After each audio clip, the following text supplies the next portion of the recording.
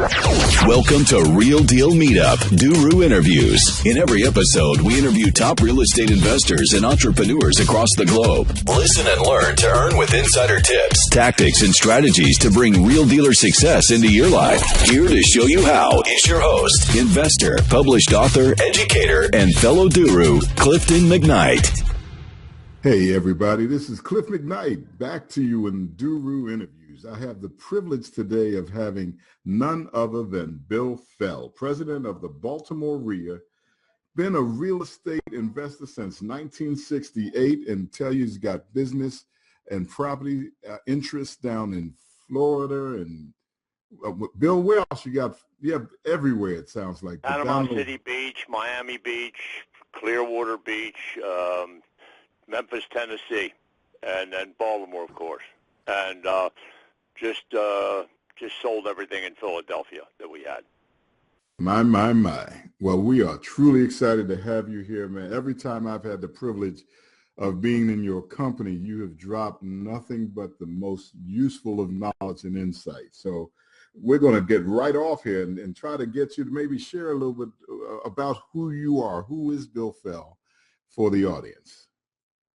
Well, been in business since 1968.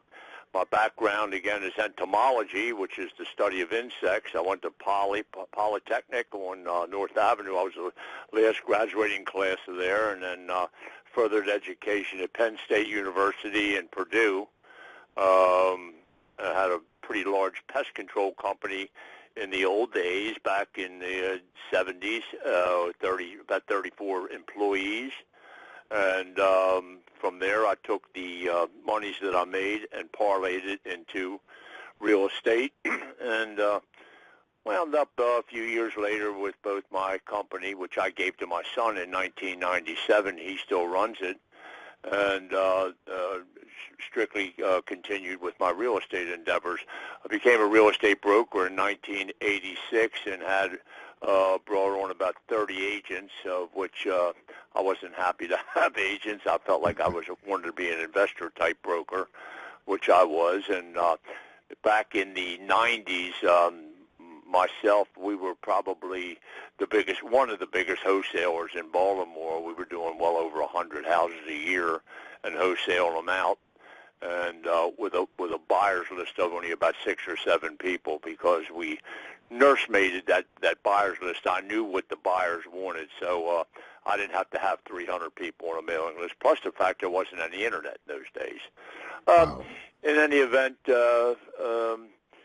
we just parlayed everything up, and we had roughly around 100 houses in Baltimore that we took care of. And back in 96, 97, New York investors, Washington, New Jersey investors came in and offered us stupendous prices for the properties, if anybody was around in those days. And we took that money and went down to Florida, particularly Destin, Florida, where we were involved with a company called Watercolors, where we could get into buying lots down there. Now, if you were fortunate enough to get in the auction, you had to put $10,000 up, and you were fortunate enough to get into the auction down there, you made $100,000 in a week because everybody wanted it. Well, there was like 150 people that went in this auction, and we were never lucky enough to get picked. But I met some of the big gurus on TV down there, and it was a fun time. It's a beautiful area. But we went over to Clearwater Beach at that point, which is north of, I'd say north or west of St.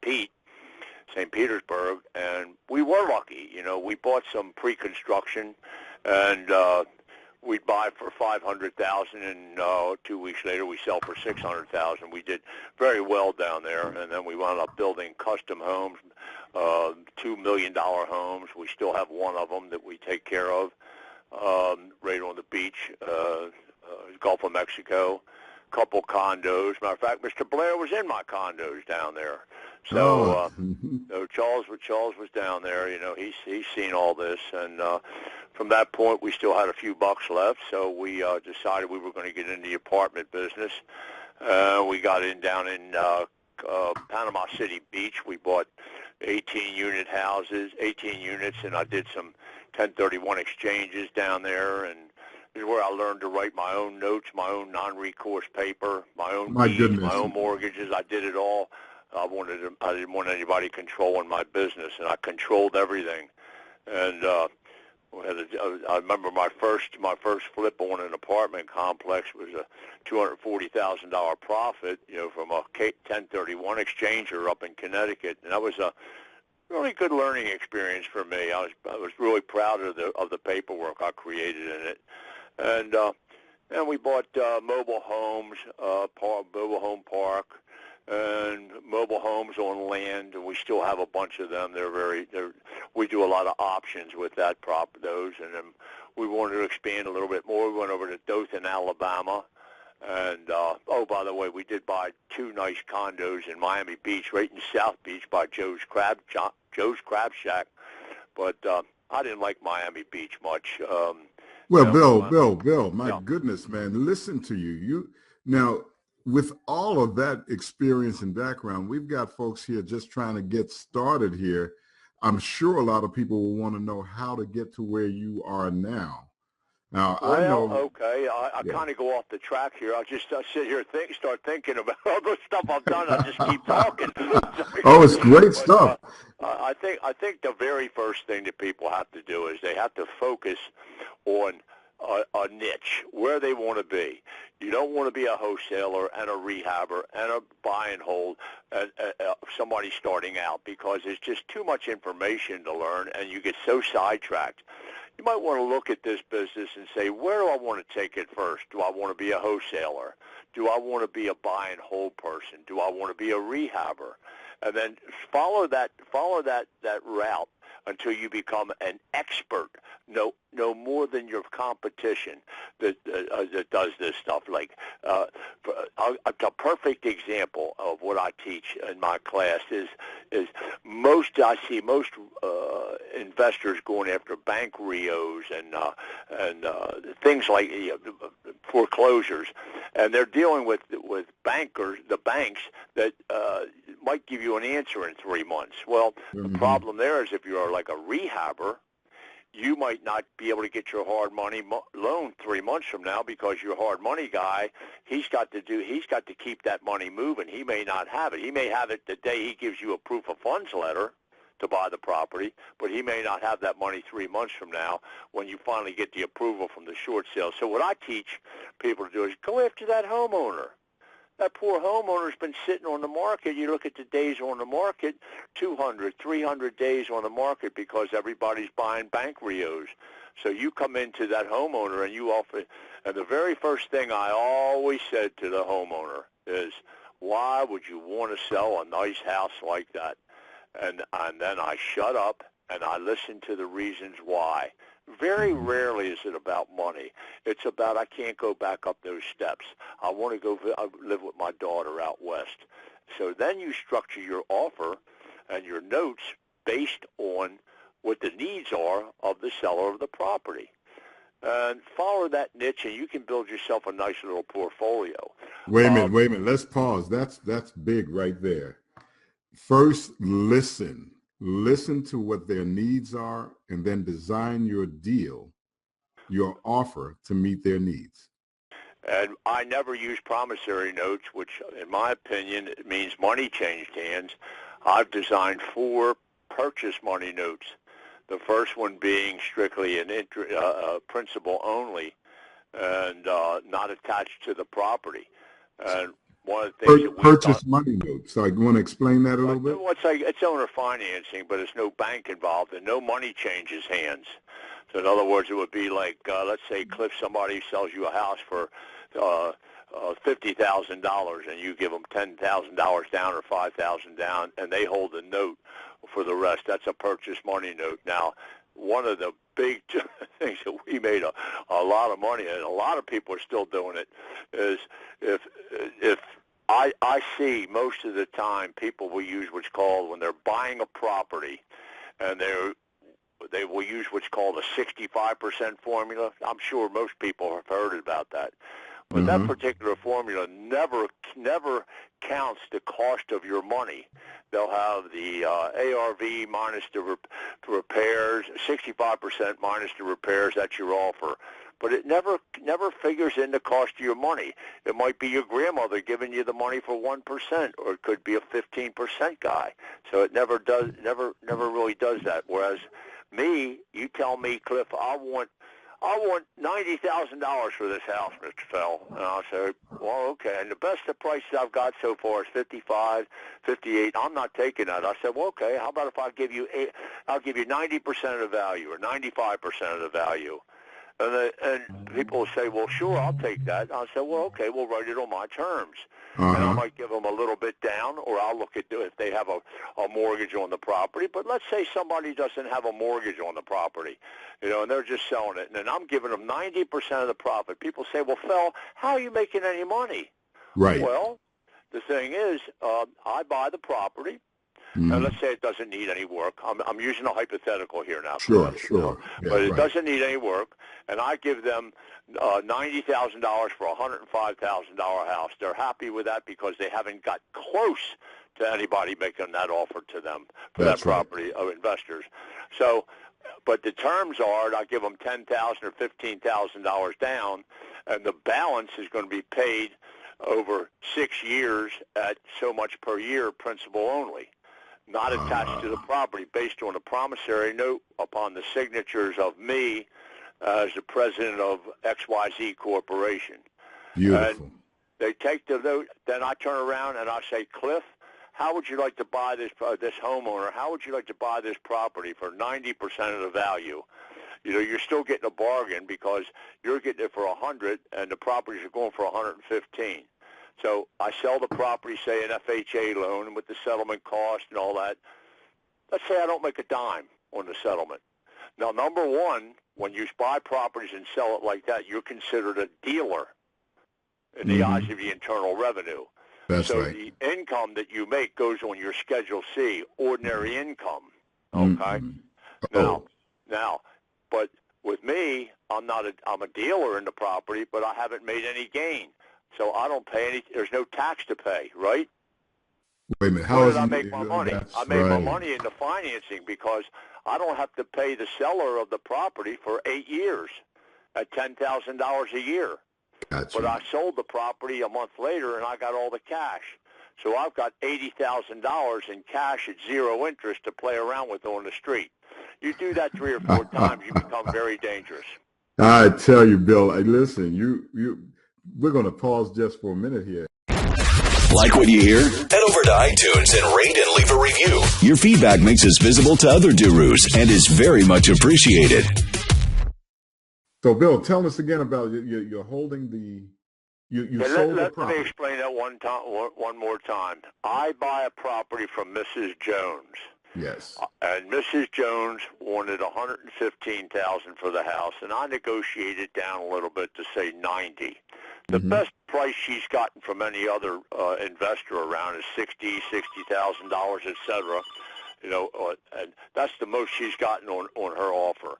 I come in at this ridiculously high offer, and I might offer her, say, $90,000 for the property. Most investors will say, Phil, you're not making any money on it. And I say, well, I'm just a charitable guy. And meanwhile, now, I buy the property from Mrs. Jones, and I give her $10,000 down or $5,000 or whatever it might be, and she holds the paper, the note, a purchase money note, not a promissory note, because money didn't change hands. The purchase money note is the terms of the sale. So now I'm sitting with a purchase money note, and she's got a copy of it, and I owe her $80,000, and I'm paying her $10,000 a year for 8 years. You notice it's zero interest. Wow. So now I'm sitting with that note. I take that property. I then turn around and I sell it to you, Cliff, okay? Right. You're looking for a nice house. You buy the property for $112,000, okay? I settle with you, and I get a check for the proceeds of the $112,000, whatever the expenses might be. Very little profit that I'm going to pay gain on, if any. As a dealer, like I was saying, a dealer in property, which is you got to pay your the taxes. You're taxed at the on Schedule C of your income tax return, which Right. is normal tax rates. There's no 15% capital gain on that. So I didn't make any money on the sale. So therefore, I don't owe any money to Uncle Sam because there's no gain. But I've got all this money from the settlement in my hand. From the settlement, I got $80,000 or $190,000 in my hand, and I only have to pay the seller of the property $10,000 a year for 8 years. So I've got all this cash at zero interest, no tax on it. And you do that 3 or 4 times, you got yourself $300,000-$400,000. Now, does it work? At one of the RIA meetings, Charles introduced me to a young lady. I think she's part of your group from Washington, and she wound up doing it and put about $85,000 in her pocket. That is fabulous. And, I guess she's paying the lady off on a yearly basis. But the key here is for the next few years, she had all this money tax-free to play with. Now, that's right. It even gets better because about 2 years into that note, when you're paying the people off, you could call when it comes time to pay them. Most people at that point would be willing to take a discount. Yes, because it's a payoff. Beautiful. You teach this. You actually teach. You have that's forms part of it. Why don't you tell them a little bit about your, I don't know if it's the RIA or the class. It's a class, right? Well, yeah, the actual class I teach, I was teaching it 4 times a year. It's going back to 2 times a year because I'm going to be introducing those 2 other classes we mentioned earlier, the sophisticated mortgage purchasing and selling, and then the option class. I'm going to be putting that together probably the late summer.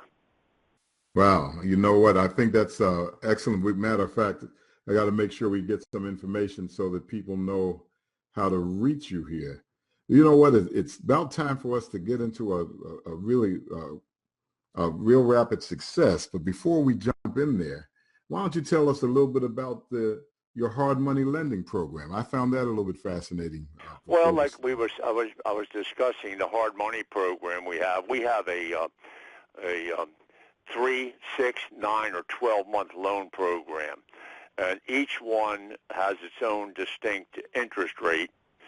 For example, if you borrowed money at 14% on a 6-month note, and you borrowed it for 6 months, your interest rate is actually 7% for that period of time. It's just annualized at 14%.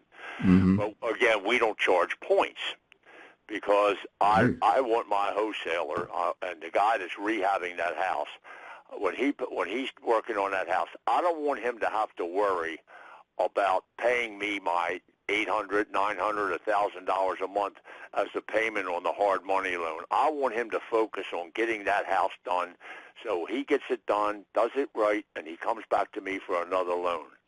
Now, again, as I was saying before, the people say, well, Phil, you're not collecting points. How are you making money?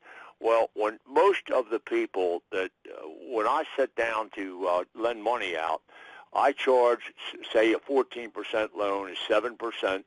A 14% is 7% for 6 months. So let's take a hypothetical $100,000 note. That would be 7%. You would walk away with $93,000. I get paid up front, but there's no payments along the way. All you do is pay me when the house is done or you settle. Now, or 6 months or when you settle. But there's many people, many rehabbers that need the whole $100,000. So we will lend the actual interest to them on top of the $100,000. So we'll do 107. that. Well, it's not 107 because I'm adding $7,000 to the note. So you do what's called a capitalization problem. You actually take the amount of money you need and divide it by, in this case, 93%, because it's 7% you're charging, and you might come up with about $107,800. So when you take so again, it's a basic capitalization problem, and but that way the rehabber walks away with the entire 100 that they need, and then let's say they finish the property in 4 months and sell the property, and they pay me my money back. Well, I've made 6 months money on day one in 4 months. So my yield can go probably, if you looked at it on an annual basis, 28 to 32%. That's why I don't charge points. I don't need to. Very And if good. somebody paid me 14% for a loan, and they paid me off the actual 6th day of 6 months, because I'm happy with 14%. I mean, money markets are 2%. Sure. You know, I don't need to be a hog, you know. Well, so Bill, if somebody's, because we have a lot of folks who are listening that are rehabbers, and they, as you say, they've used a variety of type of lending. If they want to come to you now, what do they need to bring to the table? Well, what I like to do is I do what's called a trend. I like to look at, in my class when I teach rehabbing, I look at the past 24 to 36 months and see the trend. Back in 2008, for example, the values were going down. Well, when a realtor gives you the comps, they're giving you a point in time. They're giving you the time that you're actually getting those comps. But you're not going to be selling that house maybe for 6 months. So you have to look at, it's almost like a law of a body in motion stays in motion. If a value of a neighborhood's going down at $800 a month, and it's continued to do that for 24 months, there's a really good chance that it's going to continue to go down. So the value that you have today is going to be $24,000, $25,000, $3,000 less 6 months out. So that's your real ARV, or your projected time frame that's going to sell. And how can you determine that? By the normal days on the market. That's telling you what's happening in the neighborhood. So you can project out, A, how long you're going to need your money, B, what your real value is going to be, and then you work your numbers backwards from that down on what we call the long formula instead of the 65% formula. And my way, you can't lose money. You never Beautiful. Well, look, let's do that real rapid success. That is powerful, man. I do see, and folks going to want to know how to get in touch with you. But let's go ahead with real rapid success. Real dealers, it's time to play Real Rapid Success. So tell us, Bill, what's your favorite strategy for finding deals? Having people call me, and what I do now is I have a 501c3 that I have with a bunch of women in the east end of the county, and we rescue animals. And I send postcards out to all the vacant house people. And when they call me, many of them, I just bought a house in McGeldry Park. The lady had $50,000 on it. She paid $46,000 off on it. I bought it for $5,000, turned it over for $10,000 the next day, and my nonprofit 501c3 paid no tax. So I always look at, I like to do a direct mail advertising, but I surgically go after it. I don't do a broadcast mailing. And I'll do it to like Canton and Hollandtown, better areas, higher priced areas. But I always do things to make people call me, and I don't have to call them. Wow. Okay. Getting back to the hard money situation, once people understand what the value of the property is, what we like to do is we like to get the comparable sales, the solds for 20. Let's say somebody wants a hard money loan today. I will want the solds for 2013. 2014 through today, which would be 14 months, and I look at the trend, what's been happening for that year, and once I get that, then I want to see the scope of work. I want to see the contractor they're using, make sure he's in good standing in the state, if it's an LLC or a corporation. I want to see a complete outline of the property, of what they're going to do, because the competition today in the rehabbing is extreme. So if you're not putting granite in a neighborhood where all granite's in, I'm going to pinpoint that out to you, because I kind of know what to do in these houses, and most of the time I help the new rehabber, because I don't want them to lose money. You know? That's right. And then from that, I like to know how much they want to borrow, and explain to them how the note works, and we use our attorney. Okay, it's excellent. So, you know, I'm off of a book called "If You Can't Calm the Water, Learn to Ride the Wave." So I'm often using that quote. Tell us about a negative situation or a circumstance that you had and how you used it to thrust yourself forward. Well, there's always a way to strategize things. I just ran into a situation this week, and it's settling next week, where this is just a minor one, but I'll bring it up. A real estate agent was looking to borrow money from me, $110,000. The acquisition on the property was $68,100, and the balance was going to be used for the rehab, and et cetera. And the ARV, she certainly came in under where I could lend her the 110, and we'd be under the wire, what she needed. And she's experienced. So we sent the proof of funds letter. Everything was fine. We get a call from the attorney that the Fannie Mae documents came through. The addendum, as you know, it's a six-page addendum that usurps the entire contract from the realtor, changes everything.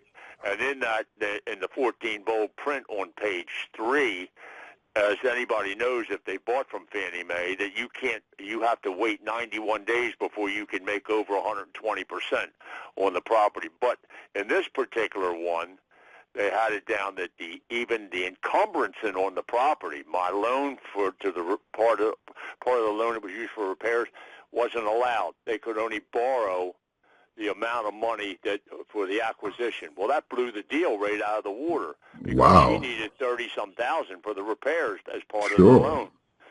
So we worked around, and naturally, in the old days, if that happened, or something like that would happen, we would just put a second on their primary residence, because I just needed to make my money safe. Well, yes. Unfortunately, Mr. Dodd and Mr. Frank have initiated the Dodd-Frank rule, and we can't do that on a primary residence now. So fortunately for us, the lady had a rental property, so we gave her just enough to comply with Fannie Mae's rules, and then we put a blanket mortgage on 2 houses, 2 rental properties, and created an allonge that we're going to bring it back in after 91 days on the first property. So there's always ways to do this, and I think it just comes from experience. Most people would have just thrown up their hands on that. But again, that gives you just the opportunity to be more creative. Very good, very good. So what advice would you give to someone wanting to get sort of where you are? I say where you are, but at least along the road. Stick with one thing, master it, and then move on to something else. Don't try to be a master of everything, particularly in today's world. One of the big problems you have today, unlike I had back in the 90s, being one of the 6 or 7 wholesalers in town, I mean, we had the whole town to ourselves. You go around on any street in Baltimore, the telephone poles are filled with I buy houses. So you're competing with these guys that might mess your deal up once you know how to do it. And it's like the homeowner or the person you're dealing with doesn't know you that has 30 years experience versus somebody that's got a month experience that attended some kind of seminar. Right. Beautiful. Okay, you've given us a great deal. I'll give you an opportunity to say one last piece of advice before we get getting back in touch with you. I would say don't be disgruntled and give up after a month. Sometimes this stuff takes 6 months before you get your big deal, get your first good deal. But you have to understand, this business that we're in is a thinking man's game, not a running man's game, a thinking man's game. And you're not selling widgets where you're making a little bit of money. Once you go along and you find a nice deal, you're putting a big chunk of change in your pocket in most cases. So the longer you wait for a deal, the benefit can be there that you're not selling something very cheap. So hang in there, stick with it, be frustrated. You might be 6 months before you hit the first deal. But the big thing is when something comes up, stop looking for opportunities. Stop looking for deals, start looking for opportunities. One thing I always finish my class up with Cliff, is a guy's going through a red light, going through a traffic light, and he sees the blinker go off, and he says, doggone, I didn't get a ticket. So he goes around the block again. He said, I'm going to slow down. I knew I wasn't speeding. And he goes through again, click. He says, I wasn't speeding. Something's wrong here. I'm going to fight this in court. So he says, I'm going to go through one more time. Goes around the block, goes through the light, but he creeps through this time. 35-mile-an-hour zone or 40, and he creeps through at 10, 15 miles an hour. Doggone if the light didn't go off again. He said, I got him this time. So 3 weeks later, he gets 3 tickets in the mail for not wearing a seatbelt. Things aren't always what they seem. Take the blinders off. That's good. Put your mind up.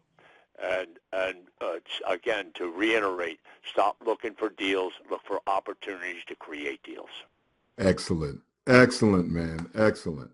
And just for the, the ladies and gentlemen that are really wanting to know more from you, how can we get in touch with? How can they get in touch with you, Bill? I got an email, wfell101 at AOL, and then my phone number is 410-365-9357, and I'm more than glad to help people out because I'm on the home stretch, Cliff. It's almost 70 years old. My days of putting men on the moon are over. I just fall into deals. Oh, Bill, it's fantastic. I want to thank you for giving us some quality time, and we're going to have you back here because you probably can give us certainly a bird's eye view about how to get some deals done and some creative strategies, as well as perhaps answering some questions about creative financing. So excellent. Look forward to it, man. Take care. Real dealers, it's time to play Real Rapid Success.